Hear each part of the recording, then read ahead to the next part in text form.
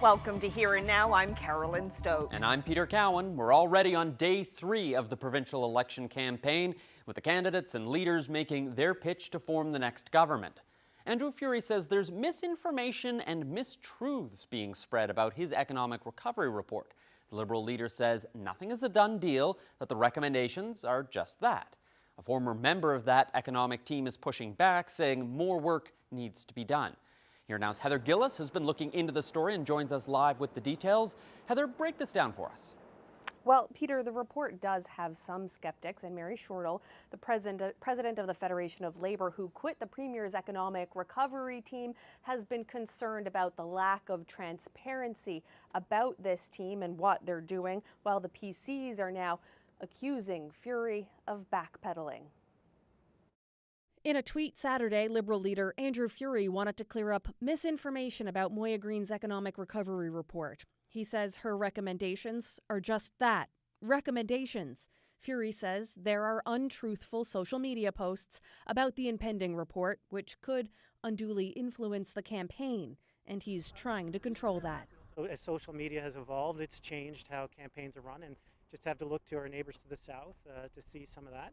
And we just want to make sure that this is a campaign on ideas and about growing the future of the province and not one that's based on mistruths.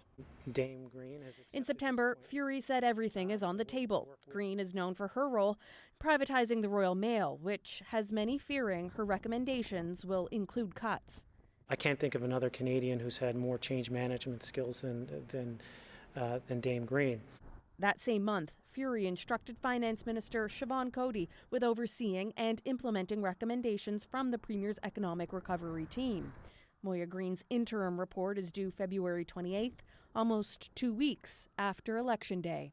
Economic recovery needs to be an economic recovery that includes all the citizens in Newfoundland. Federation of Labor President Mary Shortall, who quit the economic recovery team, fearing recommendations may put her in a conflict of interest, says this province needs to have more inclusive and broader consultations with the public before anything is formally drafted. If you're going to have consultations when you're in a majority government position after all the recommendations are made, it's a little bit like adding an ingredient after the cake is made. And I guess there's some truth to that, because once government's in a position to pass those recommendations either way, the consultation process may not be as effective as. Meanwhile, PC leader Ches Crosby says if he becomes Premier, he'll consider implementing any useful suggestions, but he believes people want to see the report's findings before the election. Now the Premier is backpedaling, and it's only a set of recommendations that he's going to consider and debate with the public. Well, if that's the case, he should bring it out now. Moya Greene's final economic recovery report is due at the end of April. Peter? Thank you. That's Here Now's Heather Gillis reporting for us live tonight. Meanwhile, on the West Coast today, Andrew Furey and candidates from the region stopped by the new Brook Hospital build site to talk about their $2 million commitment to a future PET scanner. Now, originally, ministers said the $2 million could be used for a PET scanner. Now, the Premier says Liberal leader rather, says it definitely will be used to buy a scanner for the new hospital, which is under construction. There is currently a PET scanner and all of the services available in St. John's. Furey would not provide any timeline on when there would be similar scanning technology in Brook. We've assigned a space in the hospital. There is a space in that hospital for a PET scanner. We've taken it a step further now, and we've given the money for the PET scanner to the foundation. Can't be used for anything else. It can only be used for the PET scanner. That's a step that goes above and beyond the previous commitment. And frankly, that's an apolitical commitment. Doesn't matter if I'm the Premier or if someone else is. That money will be there for the PET scanner. Now, among the line of Liberal candidates, you also had Dr. Ed Mercer. The radiologist says he and his team will decide when a PET scanner is needed in Brook, but it won't be there when the hospital is slated to open in late 2023. I want everyone to just take a deep breath, calm down, that we're going to get it. It's very clear that everyone's committing to this. But we, as an organization and as a group of radiologists and technologists and my staff, need to addressed a large number of logistical concerns regarding pet imaging for West Coast of Newfoundland. There's a number of things we have to look at. There's a lot of things we have to do. We have to do it right. Jobs. Expect to hear that word a lot from progressive conservatives during this campaign. The PC's unveiled part of its jobs creation plan today, and as Terry Roberts reports, part of that strategy includes attracting people to the province who can work remotely in this digital age. Let's get them working here.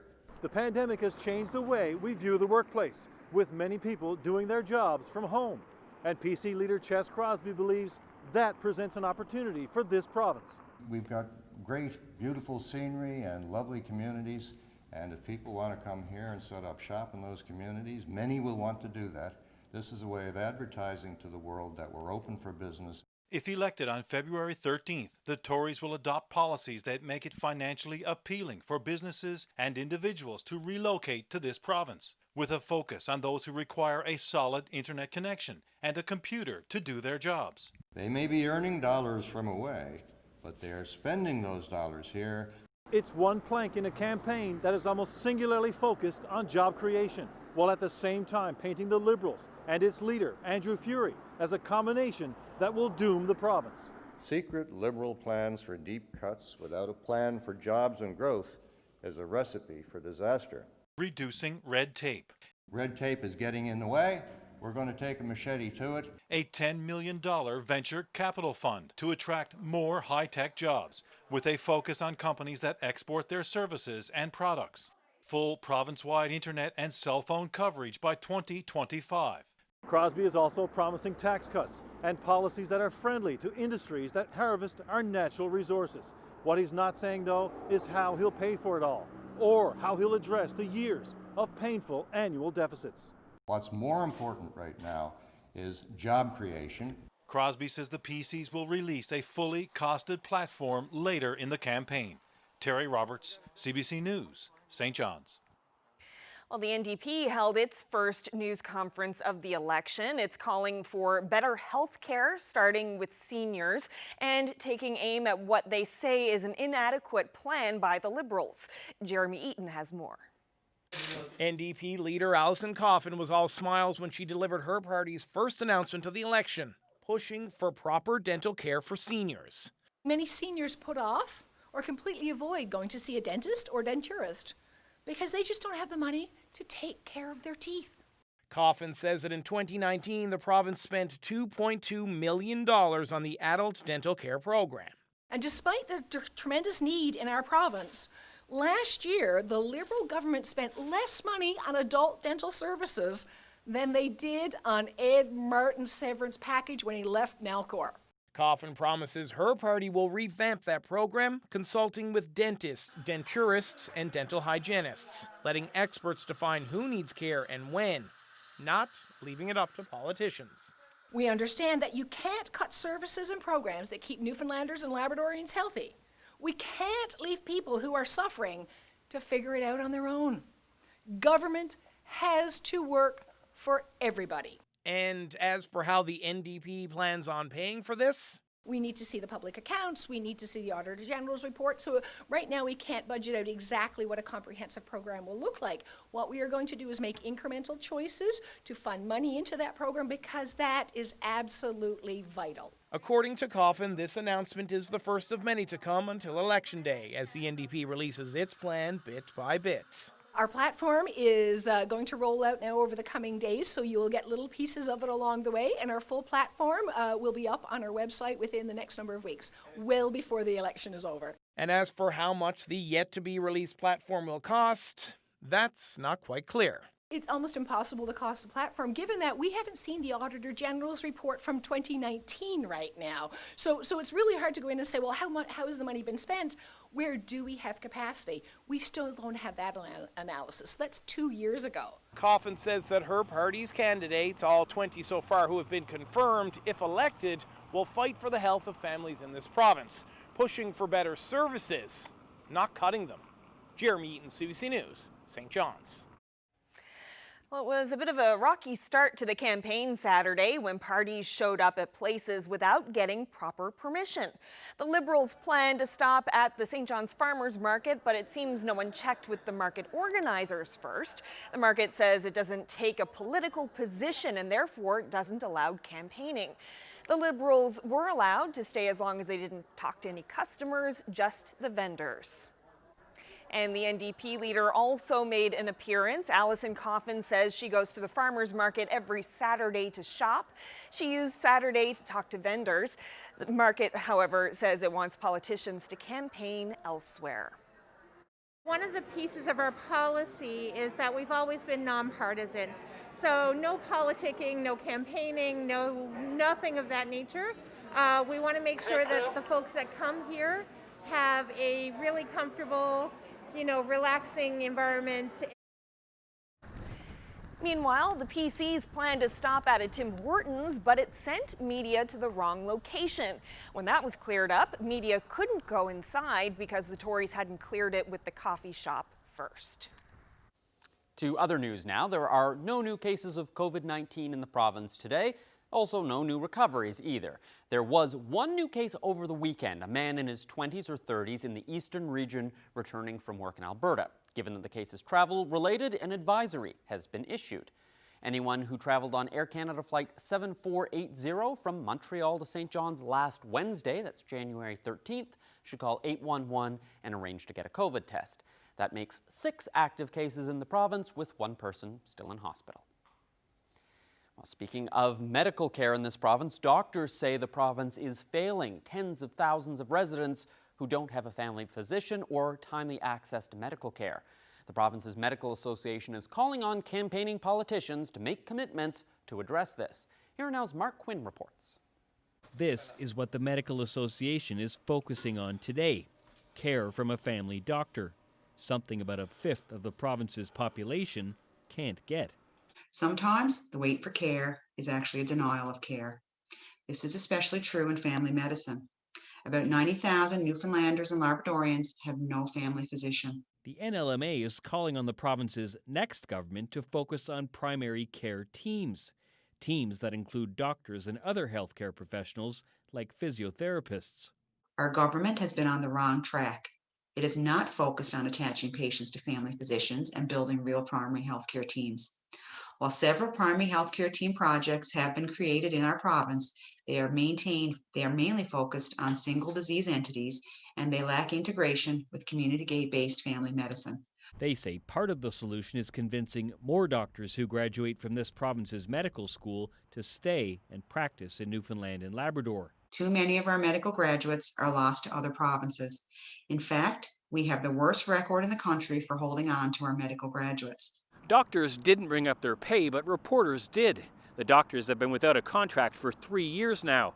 They're in negotiations with the government for a new one as we speak. The doctors say it's become very unattractive to practice medicine in this province, and they say if that doesn't change, patients will suffer.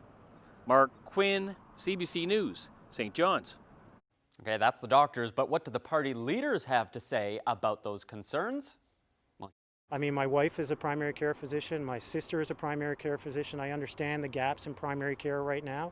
I saw it as a specialist, and frankly, seeing things that could have been handled by primary care, except there was gaps there. So we've been talking with the NLMA, and I think they have a good approach and one that we're willing to work with them on. The government is neglecting needed things like hiring new doctors. We all know that it's tough to get a doctor. I'm in that situation right now. My own physician is approaching age 70, and I'd like to find another physician. But the problem in St. John's is nothing like what it is up in Labrador, where I was last week. In rural parts of the province, it's much, much worse. These problems, like not being able to find a family doctor, have to be addressed urgently. The government just does not seem to see the urgency. Well, the leader of the NL Alliance, Graydon Pelly, has suspended his campaign in Humber Gross Mourne because of a medical emergency. It comes after he launched the party's campaign Friday evening on Facebook. The NL Alliance candidates that are going to ask the tough questions, that are not bound by commitment to parties. So this is Pelly in the campaign video posted Friday evening. The party president says Pelly was taken to the hospital where he had emergency surgery over the weekend. He's doing well and now recovering, but that's going to take time. The party is urging its other candidates to continue their campaigns. CBC News has learned a dispute has broken out between the province and NAPE over who will pay legal costs for 10 guards charged in the killing of an HMP inmate. 3 are charged with manslaughter. The other 7 are accused of negligence causing death in the homicide of Jonathan Henoch in 2019. The province is arguing it's not responsible for hiring lawyers for those 10 guards. There is some unclear language in the guards' collective agreement, and the fight is now headed to arbitration. Action, an indoor amusement park in St. John's, says it's going to hang on for another few weeks. The business had planned to permanently shut down this weekend due to a dip in the number of customers during COVID. Owner Ross Squires says he's received overwhelming support from the community, customers, and business leaders.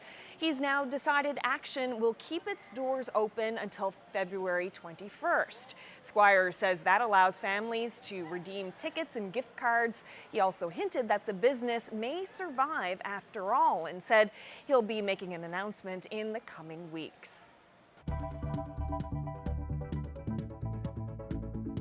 They're recognizing that there's a very narrow window of having a voice for some of these types of views. Well, you may have found a free copy of this controversial paper on your front door over the last week. In about 20 minutes, I'll speak to a marketing professor about why the Epoch Times is trying to get your attention. A balmy afternoon today. Temperatures reaching almost 7 degrees in parts of St. John's. There's rain on the way tonight and snow for other parts of eastern Newfoundland. But I'll have all those details coming up.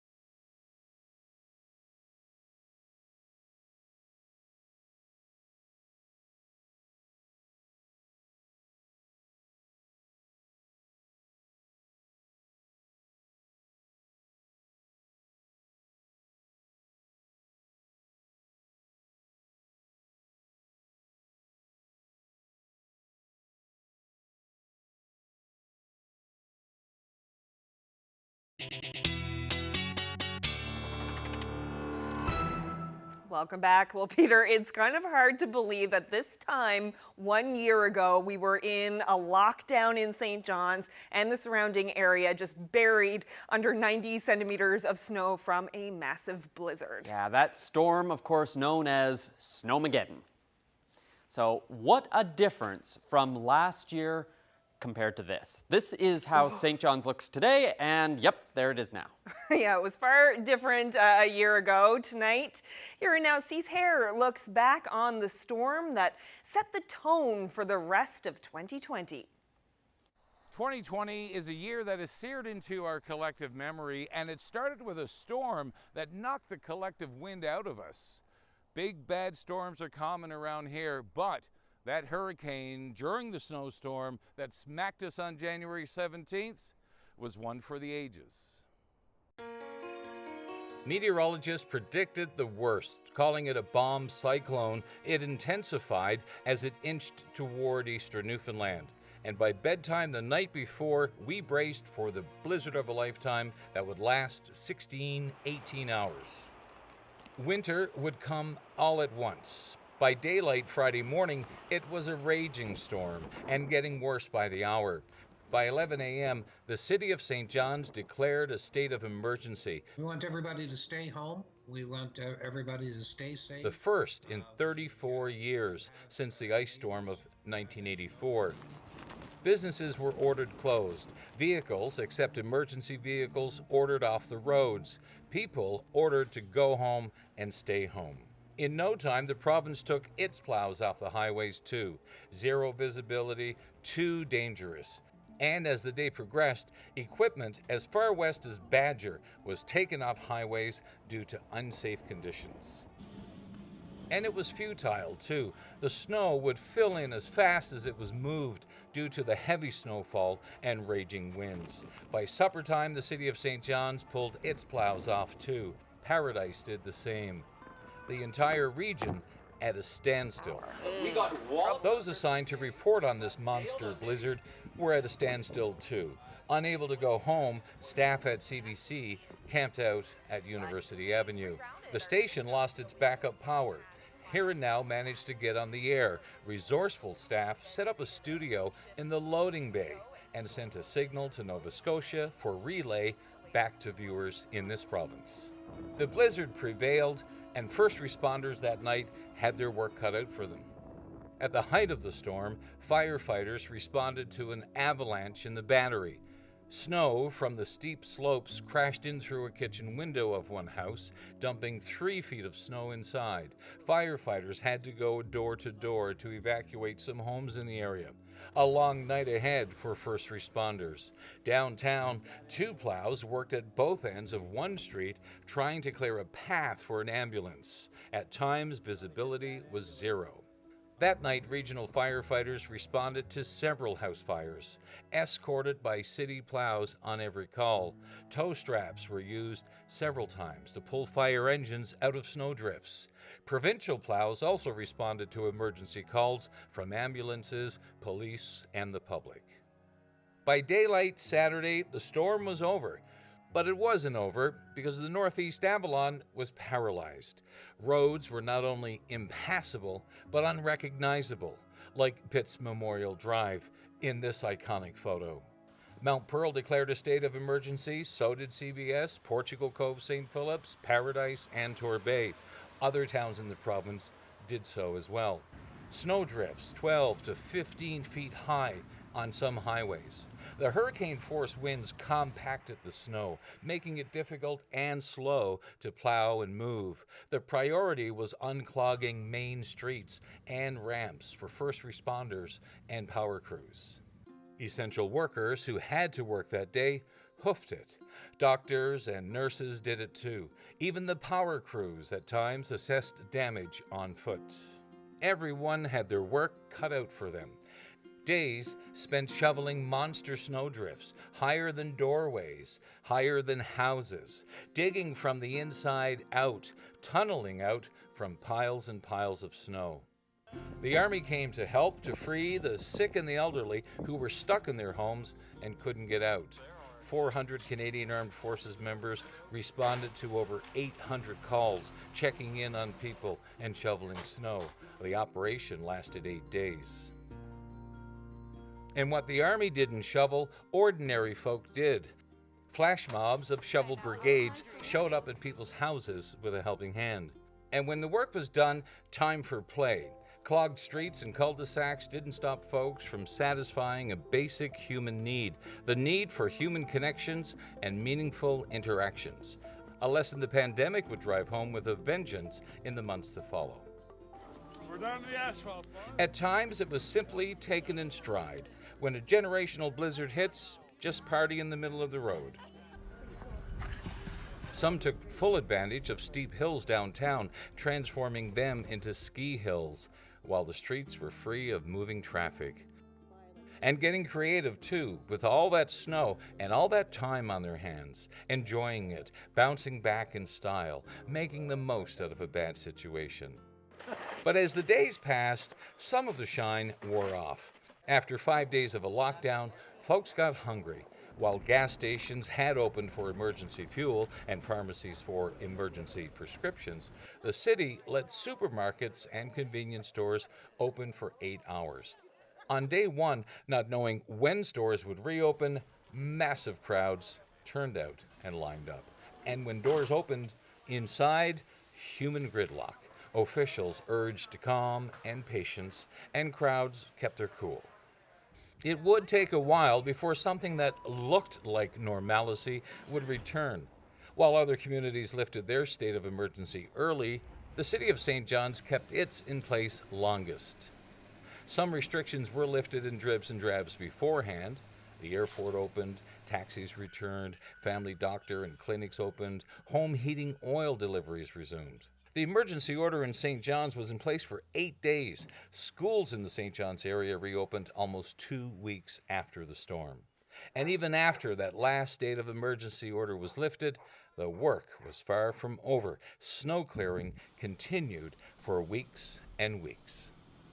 Snowmageddon was a rare storm, was one for the ages, and as the meteorologist predicted the night before, was one we'll be talking about for years to come. But it wouldn't be the only lockdown citizens would face in 2020. It would be a practice run, a trial run for the pandemic lockdown that came 2 months later. Cease here, CBC News, St. John's. Wow, what a flashback. Back when we thought that that was going to be the biggest story of 2020. Not at all. No, what do you remember most about that night? Being tired, number one. It was an early start. I was so excited the night before that I didn't really sleep, and then I didn't sleep at all that night. Watching movies here in the studio where Peter actually is, it was interesting. Yeah. Yeah, and quite a difference today. My goodness, it was beautiful out today. It was spring-like out there today. At one point, we saw a temperature near 7 degrees in downtown St. John's, and the airport reported 5 degrees. So yes, very different story than what we saw yesterday. Last year rather. Let's take a look at those temperatures this afternoon. Like I said, airport 5 degrees, a number of areas seeing temperatures around 4 or 5 degrees today, and even above zero up through parts of Labrador as well. Cartwright, Happy Valley, Goose Bay all sitting around 2-3 degrees.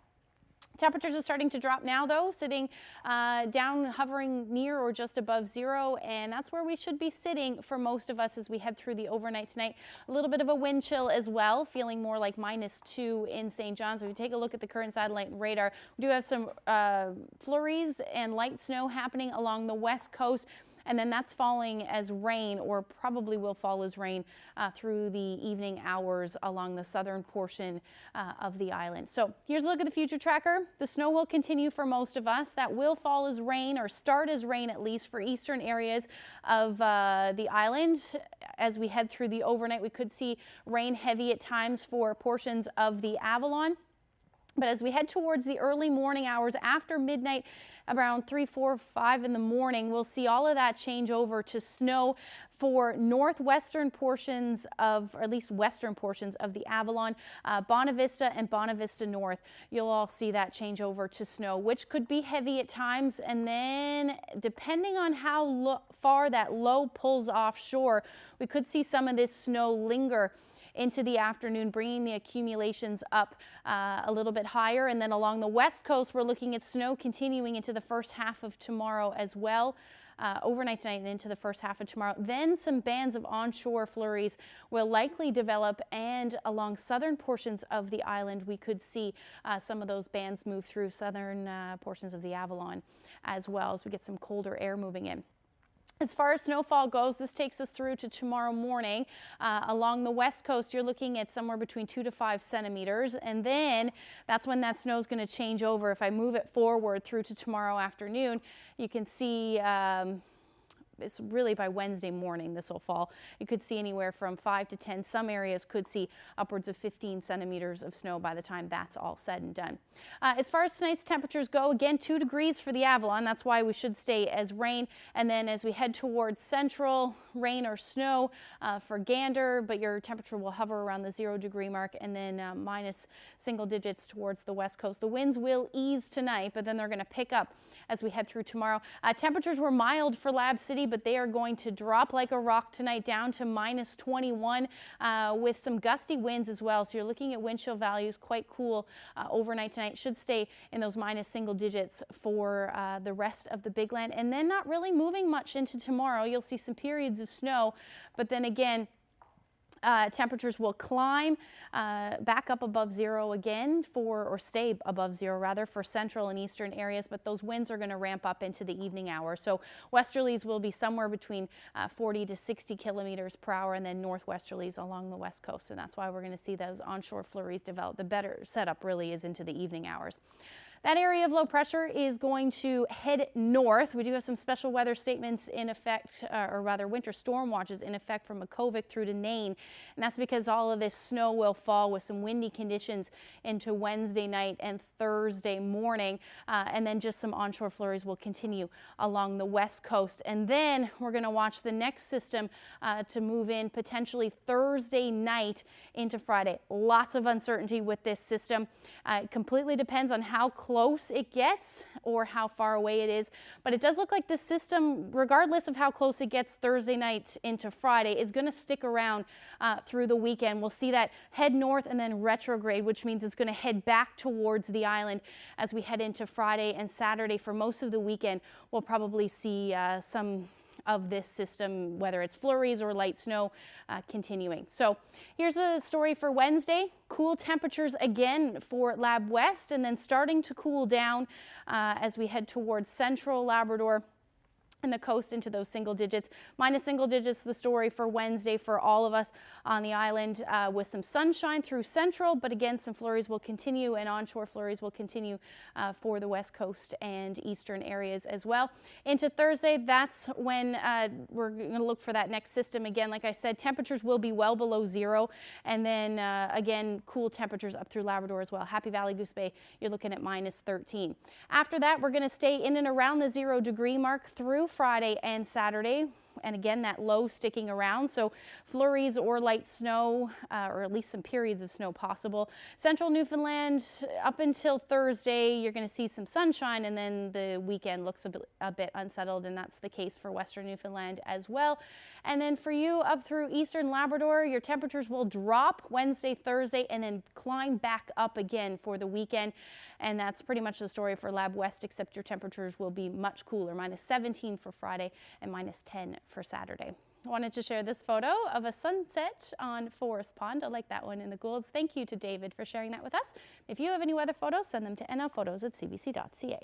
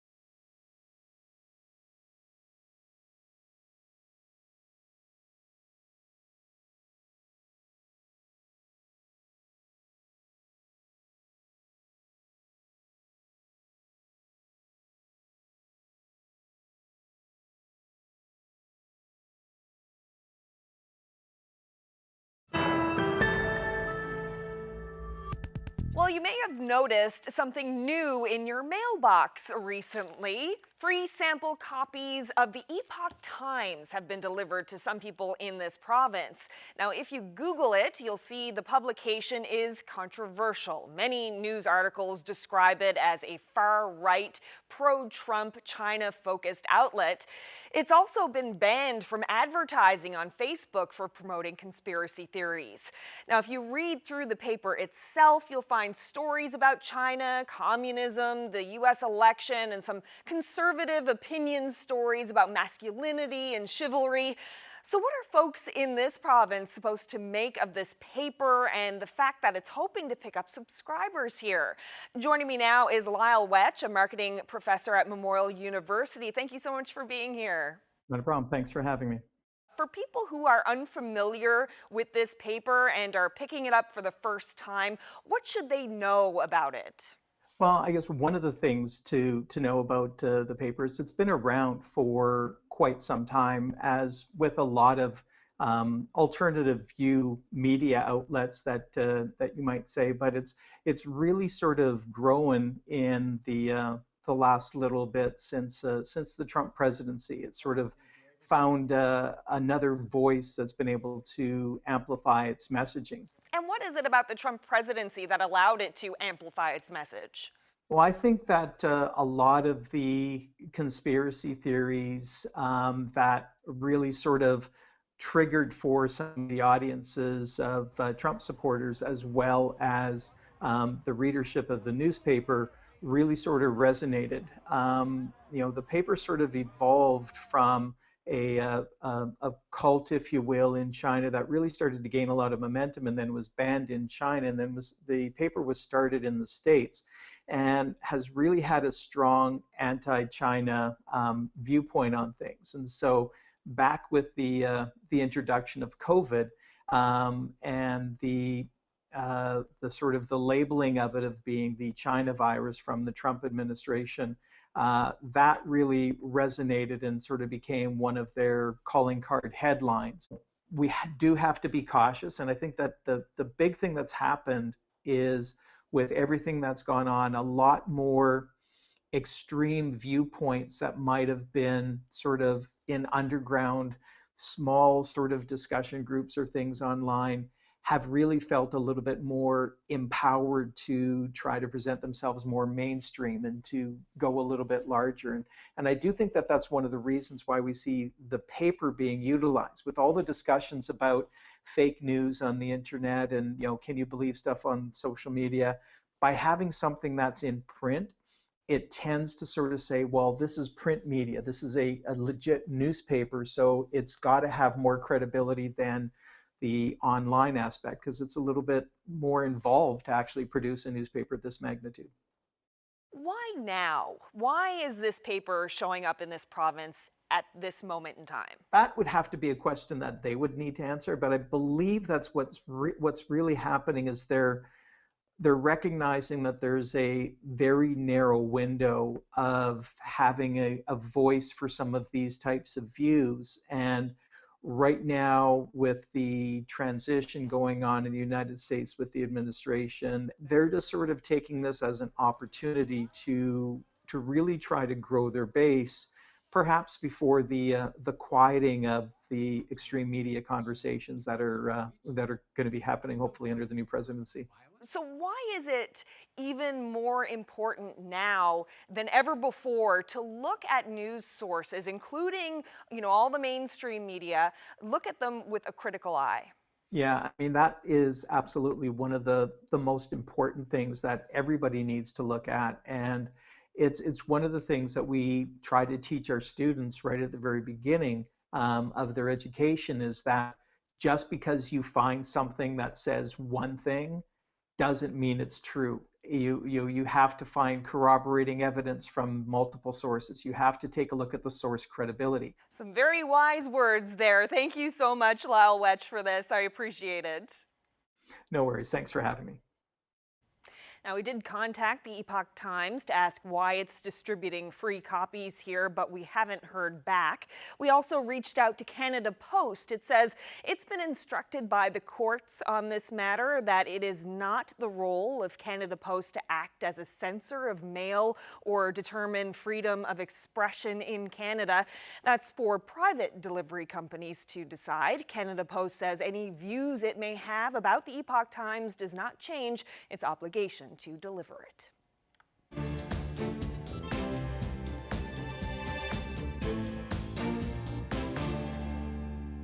Alberta's premier is deeply concerned about the future of the Keystone Pipeline and that it may be in jeopardy. This amid reports that the incoming Biden administration plans to pull a key U.S. permit for the project on day one. This is about more than just Keystone XL. This is about the Canada-U.S. relationship. This is about tens of thousands of jobs here. This is about billions of dollars of revenue for governments to pay for things like healthcare. NDP and Green Party leaders are happy. They see it as a commitment to tackling the climate crisis. Scrapping the project is expected to be one of Joe Biden's top priorities as the new U.S. president. His team has signaled a strong push to swiftly enact environmental policies, including rejoining the Paris Climate Accords. The nearly 1,900-kilometer pipeline, if completed, would stretch from the Alberta oil sands to Nebraska.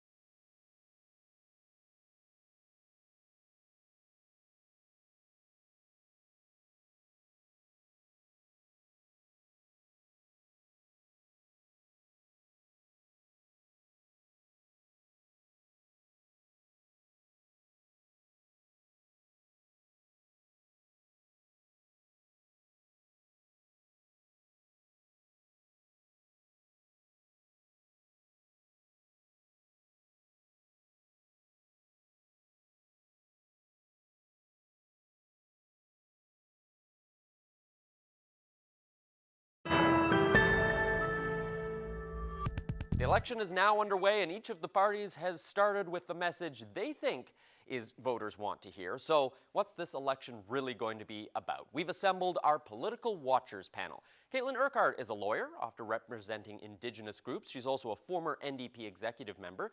Gillian Pearson is co-chair for Equal Voice, a childcare advocate, and a former PC candidate. And Hassan Hai is probably best known as a Murbai. He founded the Beard and Mustache Club. He's involved with Project Kindness and is a former Liberal candidate. Welcome, all three of you. Hello. Hello. So we've got the first push from the three main parties about what they think this election should be about. Let's just recap. Here's what their message was on Friday. This election will be about your choice on leadership. Who you want to lead the province through the pandemic. Who you want to lead through the economic challenge. Jobs and growth, and who has a plan to bring back jobs and get our economy growing again. Affordability for Newfoundlanders and Labradorians. We're very concerned about what's happening, what the future is going to hold for Newfoundlanders and Labradorians, and we're quite concerned about what's going to happen with our healthcare system. Okay, so those were the three messages that we heard. Hassan, let's start with you. Which of those messages resonates most with you, and do you think is going to resonate with voters? I mean, there were similarities and differences, obviously, with all three. I would say Andrew Furey out of the gates had the longest message, had a lot to say about what they've been doing. There is some certainly advantages being incumbents. They can speak to their own track record and what they've been doing. And there was generally a theme of hope and looking forward and what we can do, and certainly referencing the COVID response. It's no surprise to anyone that Newfoundland and Labrador is doing great. So I would say out of the three, that one's stuck out the most, particularly on the tone of the themes as well. Okay, Caitlin Urquhart, let's go to you. What do you think about what you heard there? So, I mean, for me, and I think probably for most voters, those are all sort of slogany. They all sound great. I mean, leadership, jobs and growth, affordability. Who doesn't want all of those things? I think they're, politicians are politicking, and that's what they'll do. For me, I'm waiting to see what the details are. And when we're talking about jobs and growth, are we talking about more oil and gas, which both the Liberals and the Conservatives, the PCs have talked about supporting that industry, and we're in a climate crisis? That's concerning to me. Are we talking about continuing the PC legacy of building mega projects in Labrador and doing Gull Island? Like, that's very concerning to me. Ultimately, I will wait to see what they actually mean and what their platforms are. I completely agree with Caitlin that if we want to engage voters in an election that they might not want to be a part of, they're going to want some details. So I'm going to be looking to see what those details are and how they can differentiate themselves and communicate that adequately to the electorate. You mentioned that voters may in fact not want an election. It is unusual to have a winter election. What do you make about the rationale that we've heard so far from the Liberals about why there needs to be an election now, and the concern we've heard from other parties that this may be in fact to try and get a majority before Moya Green's economic report may come out with some uncomfortable truths? Gillian, let's continue with you. So I think Premier Furey did come out and essentially say that his administration is looking to secure a majority government in order to get a mandate. What's so pressing that they need a majority government right now before that report is released? If it's important enough to call an election because you need a majority, then it should be equally as important to let the electorate know what exactly your plans are. So I think that the timing is putting a little more power over fairness in terms of what the electorate should expect from democracy and from government. Hassan, you're nodding there. Why don't you jump in? Excellent points from Gillian as well. I think with the pending report coming out in a while and not having those results or any of the findings presented to voters, I think certainly casts a bit of suspicion over the reasons why we're having an election now. Yes, voters know that an election is required. Why today? I mean, winter aside, and it being a terrible time for candidates and everyone to get on board, and on the heels of a number, what was it, 16 or 17 funding announcements just prior to that, I think, why not wait 2 months? And I think they're going to have to answer for that. Voters certainly are keen on that, and I think the PCs and the NDP, my suspicion is they'll rightfully capitalize on what are you hiding. I'm not saying that they are, but these are questions that they're going to have to answer.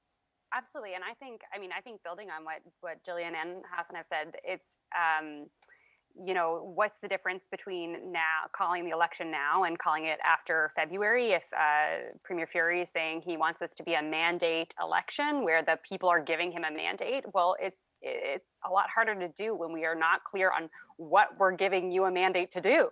I think also rightfully both the NDP and the PC party can really lean on the fact that during this pandemic, there was an all-party committee that actually worked very hard, and from everything we heard throughout the press releases, was instrumental in ensuring that the path that this government took in protecting us all and from the pandemic was really an all-party work from all parties on all sides. And right now with a minority, it means that they really have to work collaboratively. They have to do these things together, and maybe that's actually a better way to properly reflect the diversity of opinions in our province. And so I think I'm not personally convinced that they need a majority. I think really there's a ton of incredible activists who have actually decided to put their names forward this time. Constituents should be looking at who is running in their riding or in their district, and there's some really interesting folks on the ballot this time, and I'm just not convinced that a majority is what's needed. Perhaps actually collaboration and a requirement to reach across the aisles is what's best for this province, because so far that served us really well. Well, it'll be interesting to see who puts their name forward on those ballots. That we've still got about another week till we have those final candidate lists. Thank you very much for all three of you for joining me and sharing your opinions thus far. Thank you. Thank you for having us.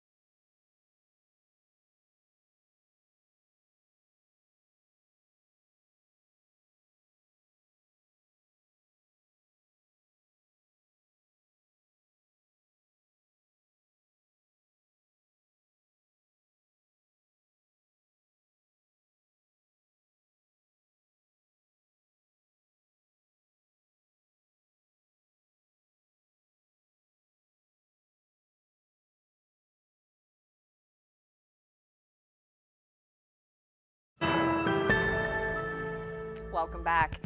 Sea shanties are all the rage on TikTok right now. On Friday, Jeremy Eaton told us how a video of a UK singer performing one of Alan Doyle's songs has been viewed more than 1 million times and has inspired countless covers.